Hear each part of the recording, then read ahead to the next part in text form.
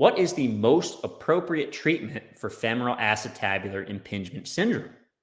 Well, what's a little unfortunate is that we don't have the best evidence to determine the absolute best pathway for most folks. Okay. But there's three main options. You can either go with more conservative care, you can do some sort of rehabilitation, which would be physiotherapy, physical therapy, depending on what part of the world you live in. Or the last option is going to be surgery. Okay. At the end of the day, this should be a shared decision-making process with the patient, the physical therapist, the surgeon, and anyone else who's relevant within their multidisciplinary team. So what does conservative care consist of? What does the research say conservative care is? Conservative care is generally some sort of patient education about FAI syndrome. Typically, these folks are taught about how to modify their activities or their lifestyles not to aggravate the hip joint. Sometimes it consists of some sort of oral medication, some sort of medicine to help with the hip pain. Oftentimes, these patients will get an interarticular steroid injection, something to reduce some of the pain within the hip. And the last thing that conservative care consists of is watchful waiting, which is basically giving the injury time, seeing if it's improving. If improving, great. That's what we want. If it's not, then maybe we choose a different intervention, right? So what does physical therapy or physiotherapy consist of for femoral acetabular impingement syndrome?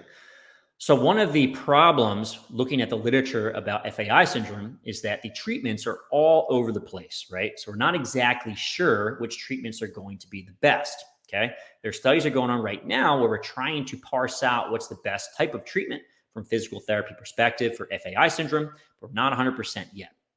But the studies that show promise are generally working on improving range of motion, strengthening the musculature around the hip joint, increasing the stability of the hip joint, working on neuromuscular control of the joint and the muscles around the hip, as well as working towards improving movement patterns.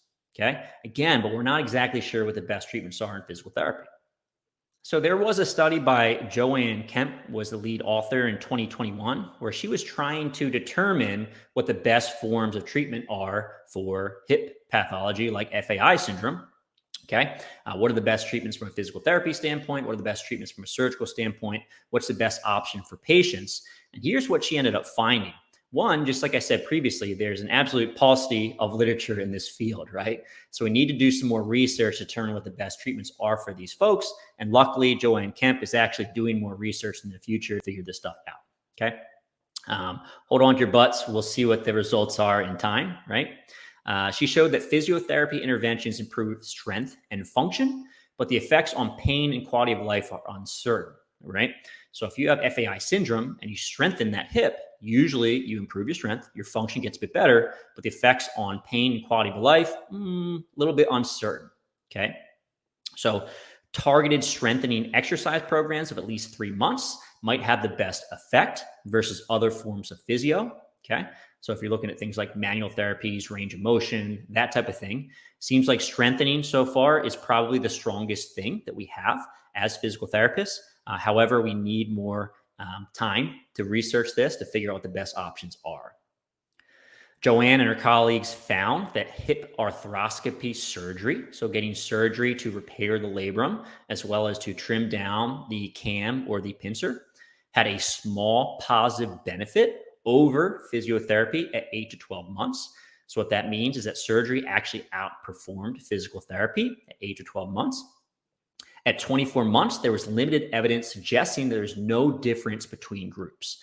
So if you follow these folks out 2 years, right, from the initial injury, right, one group had surgery, one didn't, it seems as though there's no difference between groups, okay? And despite physio providing significant improvements, very few of the studies surpass minimal important change, okay? And what that means is that if you do physical therapy for FAI syndrome, you're going to make a significant change with that patient, but it's probably not a very large change, okay? And that's a little bit unfortunate. And the thing that pops into my mind is that, hey, are we that effective at treating FAI syndrome? So we know surgery is helpful. We know physical therapy is helpful, but it might not be that helpful, right? So we're still trying to optimize our treatment for these folks. So here's what I want you to do next, guys. If you enjoyed this video so far, I have an entire course. It's free. It's called the Fitness Pain Free Mini Course. And we go over 3 lessons going to help you take a lot of this information that we went over so far and put it into practice. The first lecture is called Why We Need a Better System. So first and foremost, the way we treat fitness individuals, all right, athletic people in the gym from a physical therapy perspective is pretty much broke, okay? So we need a better system to serve the folks that are in the gym that get hurt, they want to get back to training, all right? Lecture number 2 is called 7 Reasons Why People Get Hurt in the Gym. And essentially, we have to know the reasons why people get hurt in the gym so we can keep them safe in the future, right? And when they get hurt, we have to know why and how to get them back to training in the gym. Okay, so a thorough understanding of this is very, very important. I actually have a really cool infographic that goes along with this lecture that you get for free as well. And lastly, we go over a case study of how to get someone out of pain and back to training. So these principles are all phenomenal, but we don't actually put it together and you don't understand how to create a program to get people back in the gym and keep them safe for the long term, then we lose, right? So I'll put a link in the show notes for this. It's a Fitness Pain Free Mini Course. Definitely check this out.